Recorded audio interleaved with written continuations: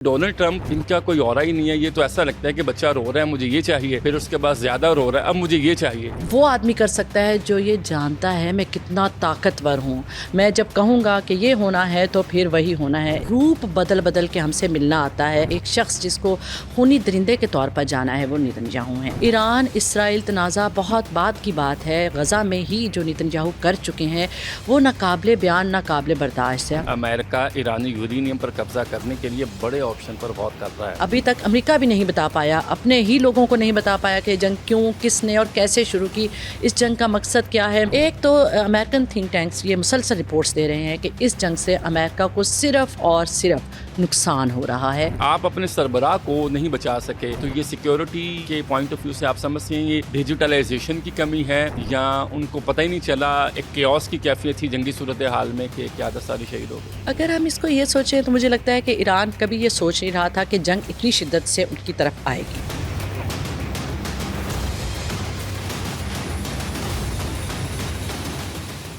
बिस्मिल्लाहिर्रहमानिर्रहीम, अस्सलाम वालेकुम। GNN स्टूडियोज़ पॉडकास्ट के साथ कामरान अरशद आपकी खिदमत में हाजिर है और पॉडकास्ट का सिलसिला शुरू किया जिसका मकसद आप लोगों को उन लोगों से मुतारिफ़ करवाना है जो ज़िंदगी में बहुत कुछ कर रहे हैं या बहुत कुछ करने का इरादा रखते हैं।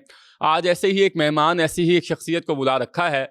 दुनिया में जंगें चल रही हैं और जंगों पर डोनाल्ड ट्रंप कभी एक बयान देते हैं तो कभी उसी बयान को डिफेंड करते हैं और फिर हैरत की बात है कि फिर यू टर्न लेकर एक तीसरा बयान देते हैं और सारे उनके वफाकी वज़रा हो, अरकान हो, वो सारे उसको डिफेंड करने लग जाते हैं।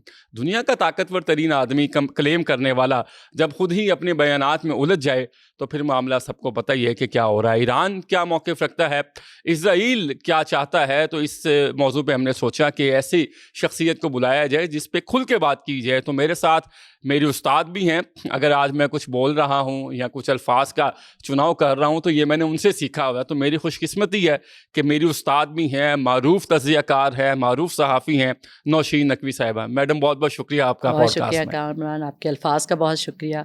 और यकीनी तौर पर आप बहुत अच्छा पॉडकास्ट कर भी रहे हैं, बहुत लोग आपको देखते हैं, पसंद करते हैं। जज़ाकल्लाह मिस, बहुत शुक्रिया। अच्छा, ये पहला सवाल यही है कि डोनाल्ड ट्रंप को अगर हम देखें, अमेरिकन प्रेसिडेंट को देखते थे तो उनका एक ऑरा होता था कि पावरफुल आदमी है, दुनिया के जितने ममालिक हैं वो अपनी पॉलिसीज़ उसको देखकर बना रहे हैं। लेकिन ये डोनाल्ड ट्रंप, इनका कोई औरा ही नहीं है। ये तो ऐसा लगता है कि बच्चा रो रहा है मुझे ये चाहिए, फिर उसके बाद ज़्यादा रो रहा है अब मुझे ये चाहिए, उसके बाद बिलक बिलक कर रो रहा है कि मुझे ये चाहिए। ये क्या हो रहा है मिस? अगर हम इसको कामरान ऐसे देखें कि कोई औरा ही नहीं है और कोई ऐसी उनकी कोई स्टैंडिंग ही नहीं है तो मेरा ख़्याल में ये एक हमारी बहुत ज़्यादा लाइल्मी की बात होगी। ये उनका शायद, मैं जो अब तक उनको स्टडी कर पाई हूँ, मुझे ऐसे लगता है जैसे ये भी हमारी आंखों में धूल झोंकने का एक तरीका है जिसमें वो कभी सादा बन जाते हैं, कभी एक ज़िद्दी बच्चे की तरह बात करने लगते हैं, कभी एक बहुत काइयाँ बुजुर्ग कहते हैं ना जिसको, वो बन जाते हैं जिनके आगे बस सबको वो कहते हैं कि आप चुप कर जाएं, मुझे आपकी आवाज़ ना आए। तो उनको शायद अगर हम ये कहें कि रूप बदल बदल के हमसे मिलना आता है तीसरी दुनिया के लोगों से, दूसरी दुनिया के लोगों से और अपनी दुनिया के लोगों से, तो ये गलत ना होगा। जिन साहब के बारे में हम बात कर रहे हैं, अमेरिकन प्रेसिडेंट डोनाल्ड ट्रंप, वो कोई सादा आदमी नहीं है। वो कोई ऐसे आदमी नहीं है जो यूं ही जैसे हमारे यहाँ कायदीन या सियासतदान चुन लिए जाते हैं। अमेरिका का एक बड़ा पॉलिटिकल सिस्टम है जो बहुत सेंसिटिव है, जिसमें जितने अमेरिकन हैं वो सवाल करते हैं, सवाल पूछते हैं, सवाल करना जानते हैं और उन तमाम सवालात का बिल्कुल पब्लिकली सवाल किया जाता है और पब्लिकली जवाब दिया जाता है। कोई ऐसी बात नहीं है जहाँ वो इशारे में कह दें कि बस हम मुझसे सवाल ना किया जाए तो वो फिर सवाल नहीं किया जाता। हाँ, डोनाल्ड ट्रंप का बल्कि हमने एक ये पहलू भी देखा कि जब वो आए, प्रेसिडेंट बन गए, तो उन्होंने मीडिया की तनाबें भी काफ़ी कसी और कहा कि मुझसे सवाल ना किया जाए। जो उनसे सवाल करता है फिर उसको वो कहते हैं तुम बिक गए हो, तुम सब। हाँ, फिर वो मेरा मीडिया कौन सा है और मेरा मीडिया कौन सा नहीं। हमने देखा उन्होंने बहुत सारे अमेरिकन चैनल्स को आके बिल्कुल शट अप कॉल देने के साथ साथ बंद ही कर दिया। वॉइस ऑफ अमेरिका को उन्होंने बहुत टफ टाइम दिया। और ये कैसी चीज़ है जो वो आदमी कर सकता है जो ये जानता है मैं कितना ताकतवर हूँ, मैं जब कहूँगा कि ये होना है तो फिर वही होना है। इसलिए ये कहना कि डोनाल्ड ट्रंप कोई सादा आदमी है या उनको पता नहीं है और वो सादगी के साथ बयान बदल देते हैं या यू टर्न ले लेते हैं, तो मुझे this is actually a strategy, scripted strategy है उनकी कि वो सोच के मेरा ख्याल तो उठते हैं कि आज क्या करना है और कैसे लोगों को हैरान कर देना है, परेशान कर तो देना। आप समझती हैं कि ये सारा कुछ नेतन्याहू की तरफ से स्क्रिप्ट आता है और फिर वो उसको इम्प्लीमेंट करने کے لیے ڈونلڈ ٹرمپ صاحب آگے آتے ہیں اور اپنا کام کر رہے ہیں؟ کیونکہ پیچھے تو وہی ہیں. نیتن یاہو کے بارے میں ہم بات کریں تو پوری دنیا نے گزشتہ کئی سالوں سے ایک شخص جس کو خونی درندے کے طور پر جانا ہے وہ نیتن یاہو ہیں، اور یہ پورے امریکن جانتے ہیں، پوری دنیا جانتی ہے، پورا یورپ جانتا ہے. ایران اسرائیل تنازع بہت بعد کی بات ہے. غزہ میں ہی جو نیتن یاہو کر چکے ہیں وہ ناقابل بیان، ناقابل برداشت ہے. ہم نے دیکھا کہ ان جرائم پر آواز اٹھانے پر امریکن یونیورسٹیز سے اسٹوڈنٹس کو نکالا گیا، ان کے ویزاز کینسل کیے گئے، فیملیز کو نکال باہر پھینکا گیا. اور خود امریکنز اتنے حیران پریشان ہیں کہ آج امریکن سینٹ میں یہ بات بار بار اٹھتی ہے کہ کیا ہم نیتن یاہو کی وجہ سے ہیں، یا ہم نیتن یاہو کی لڑائی لڑ رہے ہیں، یا نیتن یاہو کون ایسا آدمی ہے جس کی وجہ سے پورے امریکن ٹیکس پیئرز کا پیسہ اس جنگ میں جھونکا جا رہا ہے جو ہماری جنگ نہیں ہے. بالکل ٹھیک ہے، بالکل ٹھیک. اچھا میڈم، اگر جنگ کی اب آپ نے بات کی ہے تو جنگ پہ آ جائیں. تو میں ایک رپورٹ پڑھ رہا تھا ان کی، نیو یارک پوسٹ کا دعویٰ سامنے آیا، امریکہ ایرانی یورینیم پر قبضہ کرنے کے لیے بڑے آپشن پر غور کر رہا ہے. جنگ انہوں نے شروع کی، منہ کی کھانا پڑی، ایران نے ریٹیلیٹ کیا، اس نے ریٹیلیٹ کیا جس طرح ان کا گمان بھی نہیں تھا. بالکل. آج پھر امریکہ یہ سمجھتا ہے کہ ان کے یورینیم پر قبضہ کیا جائے یا ان کی نیوکلیئر سائٹس پر حملہ کیا جائے. یہ خواب ہے کہ اس کی کوئی حقیقت نظر آتی ہے کہ یہ دوبارہ فوجی استعمال پہلے بھی کیا، اب پھر فوج بھیجنا چاہ رہے ہیں؟ تو اس کے نتائج کیا ہوں گے پھر؟ کامران، اگر میں یہ کہوں کہ ہم جتنی ہماری عمریں ہیں اتنے عرصے سے ہم حالت جنگ میں ہی اپنے آپ کو دیکھ رہے ہیں. تو جنگ کی ایک اسٹریٹجی تو یہ بھی ہوتا ہے کہ جہاں آپ امن کی بات کرتے رہیں، سلامتی کی بات کرتے رہیں، ایک دوسرے کو یہ بہلاوا دیتے رہیں کہ امن ہونے والا ہے، جنگ ختم ہو گئی ہے، جنگ بندی چل رہی ہے، وہیں ساتھ کے ساتھ ایک دوسرے کو گھورتے رہنا بھی بڑا ضروری ہے، ڈراتے رہنا بھی بڑا ضروری ہے. اور جنگ جیتتا ہی اصل وہ ہے جو اعصاب کنٹرول کرنا جانتا ہے. یہ جنگ ایران نے شروع نہیں کی، اور ابھی تک امریکہ بھی نہیں بتا پایا، اپنے ہی لوگوں کو نہیں بتا پایا کہ جنگ کیوں، کس نے اور کیسے شروع کی، اس جنگ کا مقصد کیا ہے. ایک بار ہمیں ڈونلڈ ٹرمپ صاحب جب یہ بتاتے ہیں کہ ہم ایران کو ایٹمی قوت نہیں بننے دیں گے، دوسری جانب وہ دوسرے ممالک کو یہ بتاتے ہیں کہ آپ ایٹمی قوت بن سکتے ہیں یا نہیں بن سکتے، اور اسرائیل کا یہ حق ہے کہ وہ ایٹمی قوت بنے. اور ان کے پھر بیانات کے تضادات کی ہم بات کریں تو کوئی انتہا ہی نہیں. ایک دن وہ کہتے ہیں کہ ایرانی غیور قوم ہے اور انہوں نے ہمیں ٹف ٹائم دیا، 3 دن تک اسرائیل مار کھاتا رہا اور ایران لڑتا رہا. دوسری جانب وہ کہتے ہیں کہ ہمارا خیال تھا کہ ایران کے ساتھ لڑائی 2 دن کی لڑائی ہے، 2 دن سے زیادہ لڑائی نہیں چلے گی. ایرانی قوم چیختے چلاتے خوشی سے بھاگتے دوڑتے سڑکوں پہ آ جائیں گے، اور یہ جو رجیم چینج کی ہم بات کر رہے ہیں اس کے اوپر جشن منایا جائے گا جس کے لیے ہم ایران والوں کو مدد دے رہے ہیں. خود ایران کی اس سارے جنگ میں جو فروری 2026 سے شروع ہوئی، اس سارے ٹائم میں ہم دیکھتے ہیں تو جتنی تعریف دنیا نے کی ہو یا نہ کی ہو، جتنی تعریف بیانات میں لوگوں نے، بڑے سیاستدانوں نے یا بڑے لیڈرز نے کی ہو، ان سے کہیں زیادہ خود ڈونلڈ ٹرمپ کر چکے ہیں. ایران کے بارے میں آپ ان کے جملے، آپ ان کی تعریف اٹھا کے دیکھیں. ایران کے بارے میں شاید ہی کبھی کسی نے اکٹھے ایک ہی آدمی نے، امریکی صدر نے اتنے تعریفی اور توصیفی جملے بولے ہوں جتنے خود ڈونلڈ ٹرمپ بول چکے ہیں. آپ سمجھتے ہیں کہ وہ بلکہ ایران کی مدد کر رہے ہیں؟ کیونکہ ان کی انٹیلیجنس کی ایک رپورٹ بھی سامنے آئی ہے. انہوں نے کہا نئے سپریم لیڈر جوہری ہتھیاروں پر والد سے زیادہ فوکسڈ ہیں. یہ انٹیلیجنس امریکہ کی رپورٹ ان کو دے رہے ہیں. بالکل. امریکن اداروں نے خود پچھلے جتنا گزشتہ عرصہ یہ جنگ کے دوران جو اسیسمنٹ کرتے رہے، سروس کرتے رہے، اور وہ ایک مسلسل تھنک ٹینک ہیں ان کے جو کام کرتے رہتے ہیں، جو یہ جانتے رہتے ہیں کہ ہم کچھ بھی جو کر رہے ہیں اس کے فائدے کیا ہیں، نقصانات کیا ہیں. ایک تو امریکن تھنک ٹینکس یہ مسلسل رپورٹس دے رہے ہیں کہ اس جنگ سے امریکہ کو صرف اور صرف نقصان ہو رہا ہے، کیونکہ ہم نے وہ اندازہ ہی نہیں کیا تھا کہ نقصان کیا ہوگا. پوری دنیا، اگر ہم پاکستان میں بھی بیٹھے ہوئے عام لوگوں کی بات کریں یا پڑھے لکھے لوگوں کی بات کریں جو جنگوں پہ فوکس رکھتے ہیں، نظر رکھتے ہیں کیا ہوگا، میں بھی سوچوں تو میں یہ سوچتی ہوں کہ جنگ 2-3 دن کی جنگ تھی. ایران اتنی لمبی لڑائی نہیں لڑ سکتا تھا. ایران کتنی دہائیوں سے دنیا کی پابندیاں سہ رہا ہے، اکانومی کی پابندیاں سہ رہا ہے، تیل نہیں بیچ سکتا، اپنی ایٹمی قوت پہ کام نہیں کر سکتا. کسی کے ساتھ کھڑا، وہ کہتے ہیں نا جیسے ہم کھڑے ہو کے کسی کے ساتھ تصویر بنانے لگے تو اعتراضات آنے شروع ہو جاتے ہیں. پاکستان کے ساتھ ایران کے گیس پائپ لائن منصوبے کی ایون بات کریں، چائنا کے ساتھ منصوبوں کی بات کریں، رشیا کے ساتھ منصوبوں کی بات کریں، تو ایران تو بہت زیادہ پابندیوں میں جکڑی ہوئی قوم ہے. ایک ایسی قوم جس کی اکانومی ہے ہی نہیں، ختم ہو چکی ہے، جس کے پاس مہنگائی ہے، جس کے نوجوان واقعی ہم جس کو کہیں کہ ایک ایسے لیڈر کی تلاش میں تھے یا ایک ایسی سچویشن کی تلاش میں تھے جو ان کو نجات دلائے ان پابندیوں سے. تو کہیں ہم یہ سوچیں، اگر اس کو ہم کہیں اس کی تھوڑی سی ہلکی سی اسٹڈی کریں تو ڈونلڈ ٹرمپ نے ان کو وہ موقع دیا، لیکن اس موقع کو انہوں نے کہا کہ نہیں، آپ ہمارے ملک میں آ کے رجیم چینج کرنے کا باعث نہیں بن سکتے. ہمارے ملک میں قیادت کون ہوگی، ہمارے ملک میں سیاست کون ہوگی، ہمارے ملک کی لیڈرشپ کون ہوگی، یہ فیصلہ کوئی باہر سے آ کے نہیں کرے گا، یہ وہ خود کریں گے. اور یہ دنیا کو ایک ایسا میسج گیا کہ اگر آپ اس پہ غور کریں تو آپ کے رونگٹے کھڑے ہو جاتے ہیں کہ کیسے ایک ایسی قوم جس کے پاس کچھ نہیں ہے، ہتھیار نہیں ہے، صرف اور صرف اگر ہم بات کریں کیا ہے، جذبہ، حوصلہ، کیا اس پہ جنگ لڑی جا سکتی ہے؟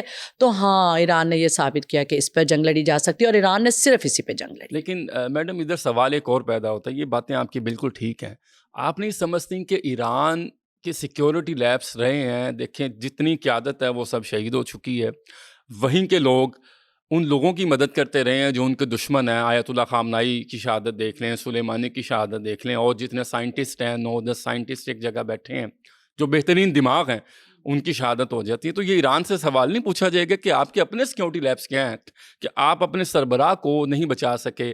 تو یہ سیکیورٹی کے پوائنٹ آف ویو سے آپ سمجھتے ہیں یہ ڈیجیٹلائزیشن کی کمی ہے، یا ان کو پتہ ہی نہیں چلا، ایک کیوس کی کیفیت تھی جنگی صورتحال میں کہ قیادت ساری شہید ہو گئی؟ اگر ہم اس کو یہ سوچیں تو مجھے لگتا ہے کہ ایران کبھی یہ سوچ نہیں رہا تھا کہ جنگ اتنی شدت سے ان کی طرف آئے گی. بالکل ٹھیک. یہ اگر اس کا پہلا تو سادہ سا یہ ہو سکتا ہے. دوسرا یہ کہ ظاہر ہے جنگ لڑنے والے کون ہیں؟ اسرائیل ہے، جن کا بہت زیادہ سسٹم، ایک ایسا خطے میں ایک ایسا سسٹم بچھایا ہوا انہوں نے کہ واقعی ان کے پاس اطلاعات ہیں.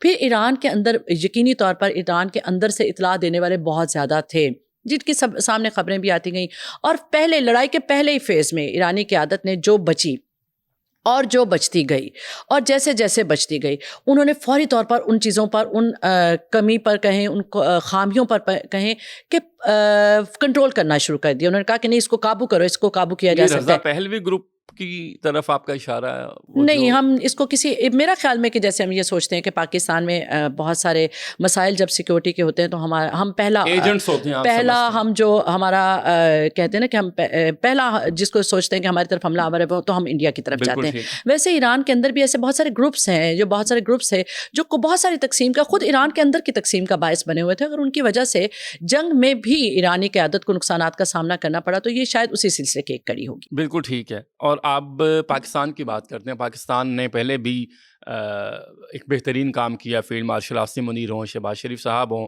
ایرانی قیادت کو بٹھایا، امریکن قیادت سے ملاقات کی، جے ڈی وینس کا وزٹ ہوا پاکستان کا، MOU تک لے آئے. اس کے بعد ڈونلڈ ٹرمپ نے ایک ایسا بیان دیا کہ پھر وہ سبوتاش ہو گیا سارا معاملہ. اب کہہ رہے ہیں کہ دوبارہ سے مذاکرات کی ٹیبل پر آنا ہے، جنیوا میں بیٹھ سکتے ہیں، دوحہ میں بیٹھ سکتے ہیں، اسلام آباد میں بیٹھ سکتے ہیں. تو آپ سمجھتی ہیں کہ پاکستان نے کلیدی رول تو ادا کیا، یہاں تک کہ وہ MOU تک لے آیا، پاکستان اور کیا کر سکتا ہے؟ اگر اس جنگ میں ہم کہیں کہ پاکستان اور کیا کر سکتا ہے تو شاید امریکہ خود بھی یہ مان چکا ہے کہ سب کچھ جو کوئی کر سکتا ہے تو پھر وہ پاکستان ہی کر سکتا ہے. اچھا. بالکل، کیونکہ اس کے ہم 2-3 پہلو دیکھتے ہیں. ایک سادہ سا پہلو یہ ہے کہ ہمارے ایران کے ساتھ جو برادرانہ تعلقات ہیں، ہم ایران کو نقصان میں برداشت نہیں کر سکتے. خطے میں جو لڑائی ہو رہی ہے اس سے صرف ایران متاثر نہیں ہو رہا، اس میں ایران کے ساتھ ساتھ عراق، سعودی عرب، UAE اور قطر، جن کے ساتھ وہ کہیں نا کہ اگر ہم دل کے تار جڑے ہونا، روح کے تار جڑے ہونا، دماغ کے تار جڑے ہونا، ہماری مذہبی آپس میں ہم آہنگی، ایک بہت زیادہ ایک ایسی چیز ہے جس سے پاکستان یہ نہیں سوچ سکتا کہ ہم آرام سے سائڈ پہ ہو کے بیٹھ جائیں، بھائی یہ ہماری لڑائی نہیں ہے تو یہ لڑ لیں. نہیں، جب سعودی عرب یا ایران کو کوئی نقصان پہنچانے کی بات کرتا ہے تو ایک بات تو طے ہے کہ بطور قوم یا اداروں کی بات کریں، ہمارے سیاستدانوں کی بات کریں، ہم الرٹ ہو جاتے ہیں کہ نہیں. اور خدا نہ خاصا کوئی ایسا مقام آ جائے کہ ہمیں ان میں سے یا میں جانا پڑے کہ ہمیں چوز کرنا ہے دس اور دیٹ، تو ہم یہ نہیں کر سکتے. اور اس کی کوئی معاشی پہلو نہیں ہے. دنیا جہان جانتی ہے کہ ایران اور سعودی عرب کی بات ہوتی ہے تو ہمارے صرف جذباتی پہلو ہی ہیں. تو ہم نے پہلے تو اس میں اس لیے آنا تھا کہ ہمارے 2 برادر ممالک آمنے سامنے نہ ہوں، UAE کو نقصان نہ ہو، قطر کو نقصان نہ ہو، ابوظہبی کو نقصان نہ ہو، سعودی کو نقصان نہ ہو، اس کے ساتھ ایران کو نقصان نہ ہو، عراق کو نقصان نہ ہو، لبنان کا اتنا نقصان، مسلم ممالک جتنے ہیں یہ سارے ہمیں ایسے لگتا ہے جیسے خود ہمارے ممالک ہیں. اور ان کو نقصان پہنچانے والے ممالک کی اگر ہم بات کریں تو کون ہے جی؟ پھر جب یہ سارے خبریں کھلنی شروع ہوئیں کہ کون ایران کو سب سے زیادہ نقصان پہنچا رہا ہے، تو وہی ہمارا ازلی دشمن بھارت، جو ہمیں نقصان پہنچا رہا تھا وہی ادھر سے خبریں اکٹھی کر کے ایک دوست کے روپ میں ایک سانپ بن کے سامنے آ رہا تھا اور نقصان پہنچا رہا تھا۔ تو پاکستان جہاں لایا ہے، ٹیبل پہ لایا ہے، تو جنگ میں اتار چڑھاؤ آتے ہیں، مذاکرات میں بھی اتار چڑھاؤ آتے ہیں۔ میرا خیال ہے کہ ایک اچھا پہلو اس کا یہ ہو سکتا ہے کہ دوبارہ بات ہوگی، اور جنگ پاکستان یہ جانتا ہے، کیونکہ ہم تو حالت جنگ میں ہی رہتے ہیں، ہم یہ جانتے ہیں آپ جتنا بھی لڑ لیں، آپ لڑتے جائیں لڑتے جائیں لڑتے جائیں، بات آپ کو کرنی پڑے گی بیٹھ کر، تبھی معاملہ حل ہوگا۔ آپ سمجھتی ہیں کہ صدر ٹرمپ فیوچر پالیٹکس کو دیکھ رہے ہیں؟ کیونکہ میں کہیں دیکھ رہا تھا، پڑھ رہا تھا کہ وہ چوتھی بار الیکشن لڑنے کا ارادہ رکھتے ہیں، لیکن اگر امریکن قانون کی بات کریں تو 2 بار سے زیادہ صدر امریکہ کا نہیں بنا جا سکتا۔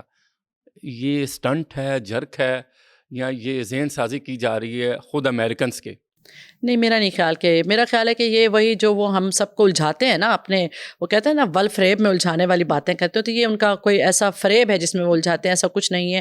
امریکن آئین کی بہت عزت کرتے ہیں، اور جو عزت نہیں کرتا پھر اس کے لیے وہاں کوئی جگہ نہیں رہتی۔ ڈونلڈ ٹرمپ یہ بہت اچھی طرح سے جانتے ہیں، ان کی جماعت یہ بہت اچھی طرح سے جانتی ہے کہ اگر انہوں نے امریکہ میں پالیٹکس کرنی ہے تو ایسا کوئی رسک نہیں لینا۔ باقی یہ کہ ڈونلڈ ٹرمپ کو چونکہ عادت ہے، وہ یہ کرتے رہتے ہیں لوگوں کی توجہ حاصل کرنے کے لیے، ایسی پھلجھڑیاں چھوڑتے رہتے ہیں، تو یہ ایک پھلجھڑی ہے، اس کے علاوہ کچھ نہیں۔ آپ کو لگتا ہے کہ ایران جوہری ہتھیاروں کا پروگرام دوبارہ شروع کر سکتا ہے مستقبل میں؟ یہ ایک مشکل سوال ہے۔ اس کو مشکل کیوں کہیں گے؟ کیونکہ خود آیت اللہ خامنہ ای کہہ چکے ہیں کہ ہم یہ نہیں کریں گے۔ جب وہ یہ کہہ چکے ہیں تو ایران ان کے کہے کا پاس رکھتا ہے، سیکیورٹی دفاع کا کتنا خیال رکھتا ہے، یہ ٹوٹلی ہمیں ان کے اوپر دیکھنا پڑے گا کہ ان کے خطرات کیا ہیں، اور اس کے بیچ میں جو آیت اللہ خامنہ ای کا ایک فتویٰ اور حکم ان کے پاس ہے، اس کے بیچ میں وہ کون سا راستہ نکال کے کس راستے کی طرف جاتے ہیں، اس کے اوپر میرا نہیں خیال کہ کوئی تجزیہ کر کے بیان دیا جا سکتا ہے کہ ہاں ان کو کر لینا چاہیے، ان کو نہیں کرنا چاہیے۔ یہ ایران کے اوپر ایک بڑی گہری ذمہ داری بھی ہے کہ اپنے کہے کا پاس رکھنا ہے، اپنے آپ کو بچانے کے لیے کتنا محنت کرنی ہے، کوشش کرنی ہے۔ تو یہ میرا خیال میں کہ ہمیں وقت کے ساتھ دیکھنا ہوگا، انتظار کرنا ہوگا وہ کس طرف جاتا ہے۔ کیا امریکہ یہاں تک پہنچ چکا ہے کہ وہ فیس سیونگ ڈھونڈ رہا ہے کہ کسی طرح سے ہم جنگ سے باہر نکل آئیں، غلطی ہو گئی جنگ میں آ کے؟ آپ سمجھتی ہیں Donald Trump is looking for face saving tactics کہ ہمیں کوئی آئے اور بچائے اور مجھے باہر نہیں، نکال یہ بھی مجھے لگتا ہے کہ ہم یہ جو تیسری دنیا کے ممالک کے لوگ ہیں نا، تو یہ امریکہ کے بارے میں بہت ساری مسکنسیپشنز رکھتے ہیں، جن میں سے ایک یہ ہے۔ امریکہ نیٹو کی فورسز کو جب افغانستان سے نکالنا تھا، ڈونلڈ ٹرمپ نے راتوں رات کہا، اس نے تو نہیں سوچا کہ لوگ کیا کہیں گے، گاؤں والے کیا کہیں گے، کون کیا سوچے گا، پھپھو خالہ ماما کیا کہیں گے، نہیں، وہ نکل گئے۔ لیکن وہ نیٹو پر ڈونلڈ ٹرمپ خود کیا کہتے رہے ہیں، یہ بھی لیکن نکل گئے نا۔ اب بھی ڈونلڈ ٹرمپ یہ چاہیں کہ، اور وہ سم ٹائمز ہم نے دیکھا کہ ان کے بیانات میں انہوں نے نتنیاہو کو بہت سخت ڈانٹا، خود جے ڈی وینس نے نتنیاہو کے بارے میں بہت سخت الفاظ کا استعمال کیا۔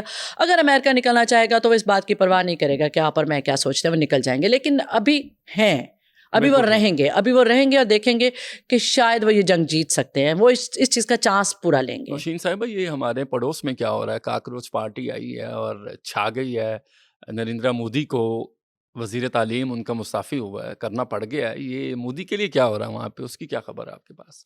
مجھے یہ لگتا ہے کہ بھارتی، اگر ہم قوم کی بات کریں، نوجوانوں کی بات کریں، they are very much energetic, بہت پڑھے لکھے لوگ ہیں، سادہ ہیں، بڑی سادگی کے ساتھ زندگی گزارتے ہیں۔ بھارت کو اگر ہمیں اسٹڈی کرنا پڑے تو مجھے یہ لگتا ہے کہ جیسے ان کی قوم الگ ہے، بھارتی الگ ہیں، اور یہ جو مودی صاحب ہیں اور مودی سرکار کی بی جے پی کی بات کریں تو یہ بالکل ہی کوئی اور لوگ ہیں۔ ان کا خود ان کے ساتھ بھی کنیکشن نہیں ہے، ان کا کوئی آپس میں دل روح نہیں جڑے ہوئے۔ تو وہ بچے ہیں جو پڑھنا چاہتے ہیں، جو یہ چاہتے ہیں کہ ان کے ساتھ ناانصافی نہ ہو، جو یہ چاہتے ہیں کہ وہ ظلم کو اپنی عادت، ظلم برداشت کرنے کو اپنی عادت نہ دکھائیں، تاکہ آئندہ جو ان کے لیڈرز آئیں، جو قائدین آئیں، وہ یہ نہ سمجھتے ہیں خیر ہے بیٹھیں گے 2-4 دن اٹھ کے چلے جائیں گے، کوئی فرق نہیں پڑتا۔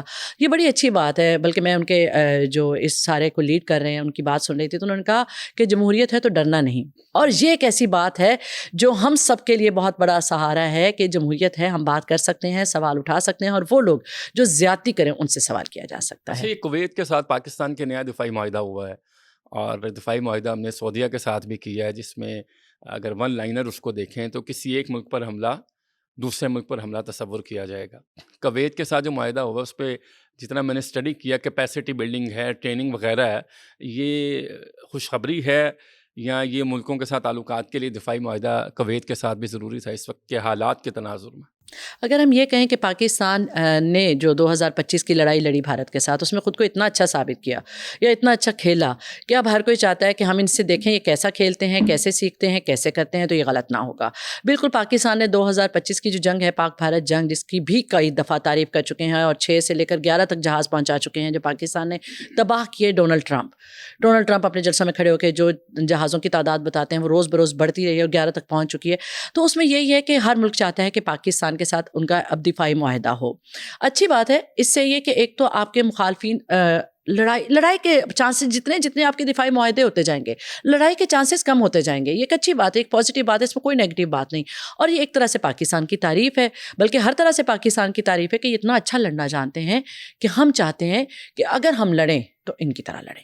بالکل ٹھیک ہے نوشین نقوی صاحبہ، بہت بہت شکریہ آپ کا کہ آپ آج کے پوڈ کاسٹ میں آئیں۔ دنیا میں کیا ہو رہا ہے اور دنیا کے معاملات کیا جا رہے ہیں، کانسیکوینسز پہ آپ نے بات کی ہے کہ اس کے کانسیکوینسز کیا ہوں گے، کوئی آخری پیغام جو آپ دیکھنے والوں کو دینا چاہیں؟ بس یہی کہ جنگوں سے بالکل جنگوں میں کسی کو الجھا دیکھ کے خوش نہ ہوں، امن ہی سب کچھ ہے، امن و خوشحالی سلامتی کی بات کریں، ایک دوسرے کے لیے اچھا سوچتے رہیں۔ شکریہ۔ اس اچھے پیغام کے ساتھ امن کی آپ نے بات کی ہے کہ امن قائم کرنا نہ صرف کسی ایک ملک کی بلکہ ان کی زیادہ ذمہ داری ہوتی ہے جن کے پاس طاقت ہوتی ہے، جن کے پاس جو یہ سمجھتے ہیں کہ ان کے پاس وسائل ہیں، تو پہلی ذمہ داری ان کی ہے کہ وہ امن قائم کرنے میں اپنا کردار ادا کریں، اور باقی تمام ممالک کو بھی اس پر لبیک کہنا چاہیے۔ جہاں بھی امن کی بات ہو، اچھی بات ہو، وہ تو ویسی دیکھنی چاہیے، اس پر عمل کرنا چاہیے، اس کو غور سے سننا چاہیے۔ اس کے ساتھ ہی آج کے پوڈ کاسٹ کا وقت اپنے اختتام کو پہنچتا ہے۔ اپنے میزبان کامران ارشد کو دیجیے اجازت۔ اللہ نگہبان۔